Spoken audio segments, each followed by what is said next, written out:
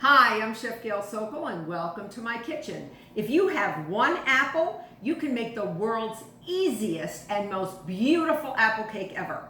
Now, it's a flatter apple cake, very similar to the German apple kuchen. And kuchen in German just means cake. So it's super easy. I've made this for years. If you're invited to a brunch suddenly, you got it. You can make it in under 40 minutes, and that includes baking time. All right, let's get started. We're gonna make our batter first. So in a bowl, you're gonna put 3/4 of a cup of all-purpose flour plus 3 tablespoons. Okay, so it's 3/4 of a cup plus 3 tablespoons. 3 tablespoons of granulated sugar, 1/4 teaspoon of salt, and 1 teaspoon of baking soda. And I have a pastry blender here, and that's how I'm going to mix my dry ingredients up. You want to make sure that that chemical leavener, the baking soda, gets blended in very well. 3 tablespoons of cubed unsalted butter go in next. Whoops, get in there, you guy. Here he goes. And you're going to cut the butter in. So cut that fat in there until it gets to be pea-sized pieces, or even like meal. All right, like an oatmeal. All right, and keep going with it. And if the butter gets sort of trapped in there, just take it out. And this is a flatter apple cake, so I'm actually going to bake it in a false bottom tart pan. What? I actually am going to bake it in a rectangular false bottom tart pan. And this is a 13.5 by 4.5 by 1 inch high tart pan, and it comes out so easily. It is so simple, and it's gorgeous. So if you don't have that size, you could double this recipe and put it in a 13 by 9 by 2 inch rectangular baking pan if you don't want to be as fancy as I'm going to be. But don't worry about it if you don't have it. You can even put it in a round false bottom tart pan as well. All right, so once you have these little bits of butter, you can see, I'm going to show you that these little bits of butter are getting tinier and tinier. I have in the wings, waiting anxiously to be added, 2 eggs and 3 tablespoons of milk, any type of milk you want, and 3/4 of a teaspoon of pure vanilla extract. Okay, and I'm going to mix that in. It's going to make what you might consider a skimpy batter. Like, that's a batter, very tiny, like a small amount. But that's all it is. It's a flatter cake. The apples will shine. The apples, as we decorate this beautiful low apple cake, the easiest apple cake ever. You're going to see how we're going to put it on. We're going to shingle it, and you'll see what happens. So this is going to mix up. You're going to see chunks of fat in there. You're going to see the chunks of butter. Don't worry about it. You're supposed to. And I have sprayed my pan, whatever pan you use, I've sprayed it with some nonstick cooking spray. You could put butter in, whatever you want. So I'm going to take this batter, and I'm going to pour it in here, or sort of plop it in there, okay, right down the sides. Get that right down the length of it, I should say. And then with an offset spatula,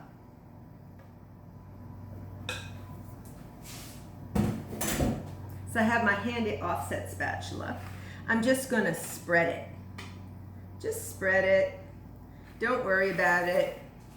So you can see what this pretty pan I have. These pans are great. You can make cakes in them. You can make fancy brownies. You could make tarts in them, and that's what they're usually used for, but I love to find other uses for interesting pans. And I think this is pretty cool.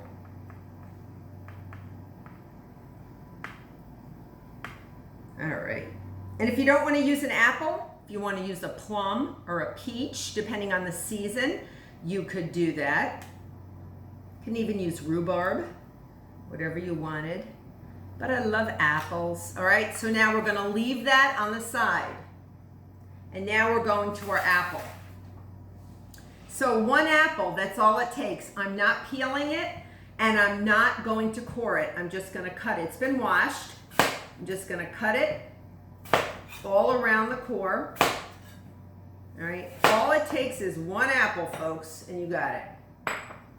And I'm leaving the peel on because I like the way it looks with the peel on. And I'm just gonna make thin slices, very thin, maybe 1/8 of an inch thick. Right? I'm gonna do 1 more.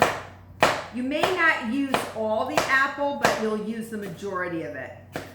So what I like to do is I sometimes chop up the rest of the apple and caramelize it with a little sugar and add it to some oatmeal, or just eat it, whatever you want to do. All right, so I think we may have enough. So let's get our beautiful, beautiful, so we still have our batter in our pan, and I usually put it on a sheet pan. Why do I have it on a sheet pan? Just in case anything, you know, oozes over or under. Remember, this is a false bottom pan, so you want to make sure that you're covered. It usually doesn't ooze, but if you can get in here and take a look, I'm going to man myself with a lot of apples. Watch what I'm doing. So I'm going to start shingling like I am a roofer putting a roof on, only it's not as dangerous. Okay, I'm on good old Mother Earth. I don't know how roofers do it. It's a very dangerous job. All right, so you see what I'm doing? I'm shingling. I'm shingling the apples, the apple slices to look really pretty. See how pretty they look? So I'm going in one direction. Now I'm gonna go in the other direction. I'm gonna get only the prettiest slices. Sorry, guys. You see what I'm doing?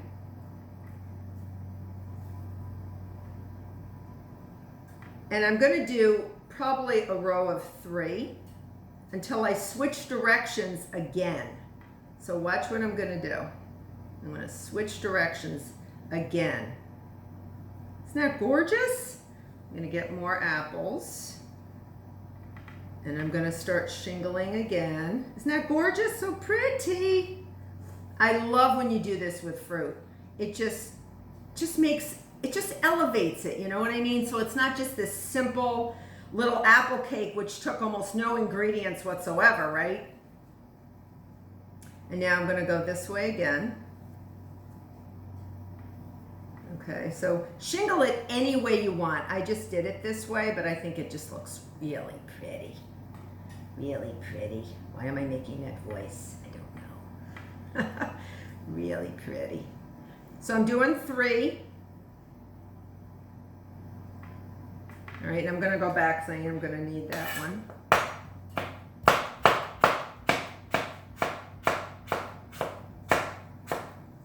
Okay.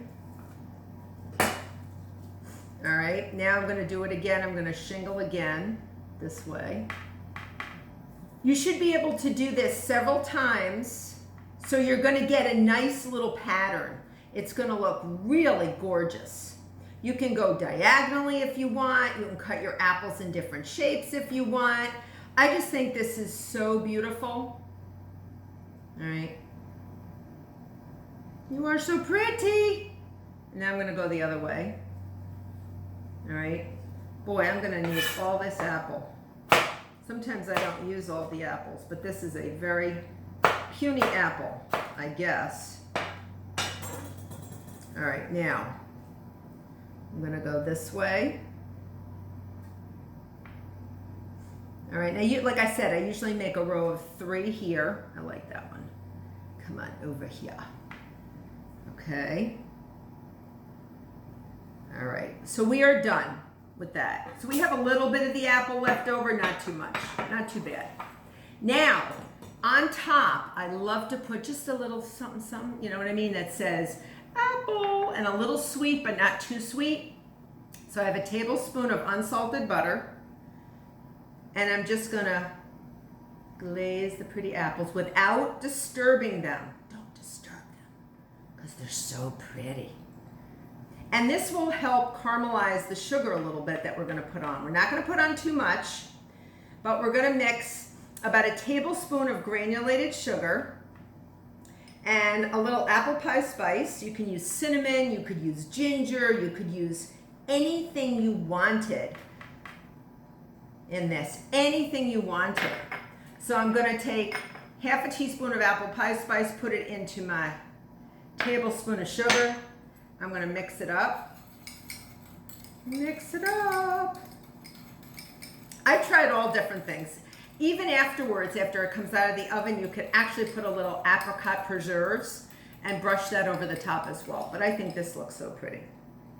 All right, I'm just gonna sprinkle, sprinkle, sprinkle all around. It's a great thing for kids to help you with too. They can even help you shingle the apples, right? They can make their own patterns. You could have an apple cake decorating party. That would be cool. All right. Winner gets to eat all the cake. That would be fun. This would be great served either for brunch. You can even serve it with a little ice cream. All right. Into the oven for 30 minutes. 30 minutes at 400 degrees Fahrenheit.